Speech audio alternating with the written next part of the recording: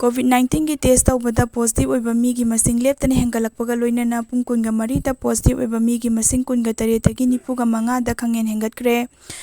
तांग 4 गी नुंगथिन पुंग 2 दगी तांग 10 गी नुंगथिल गी पुंग 2 फाउदा मी 9 याउना मी 28 पॉजिटिव ओइख्रबा मतुंगदा हौकिबा पुंग 24 हाइबदी ngarang नुंगथिल पुंग 2 दगी पुंग 2 दगी ngasi नुंगथिल पुंग 2 फाउदा पुन्ना मी 95 पॉजिटिव ओइरखिबनी।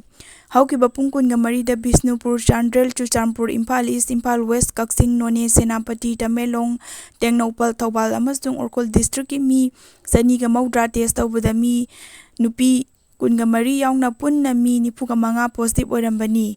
पॉजिटिव ओइबगी चांगचादा 15.52 नी हाइरी। नौना पॉजिटिव ओइरक्लबा मिसिंग अदुदी बिष्णुपुर डिस्ट्रिक्ट दगी 3, चांद्रेल, चुरचांदपुर अमसुंग कक्सिंग डिस्ट्रिक्ट दगी ना 2, इम्फाल ईस्ट डिस्ट्रिक्ट दगी 15 अमसुंग इम्फाल वेस्ट डिस्ट्रिक्ट दगी 19 नी। हौकिबा पुंग 24 दा जिरीबाम, कामजोंग, कांगपोकपी अमसुंग फेजवाम डिस्ट्रिक्ट की ओइनदी मी अमता कोविड-19 की टेस्ट तौखिदे।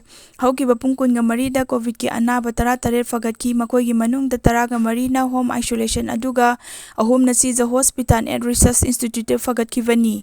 हौकिबा पुंग 24 दा फगतखिबसिंग अदु थारगा हौजिक फाउबुक्ता फगतखिबा अनाबा मसिंग पुन्ना 1,53,132 सुख्रे। मखोइगी मनुंगदा 1,53,135 ना जेनरल पॉपुलेशन नी अदुगा 5,000 सुपना 3 ना CSPF central arm police force personnel सिंगनी। फगतपगी चांगचादा 90 गा 8.33 नी। मरकसिदा ngasi नुंगथिल फाउक्ता लेकिबा एक्टिव केस की मसिंग ना पुन्ना 152 नी।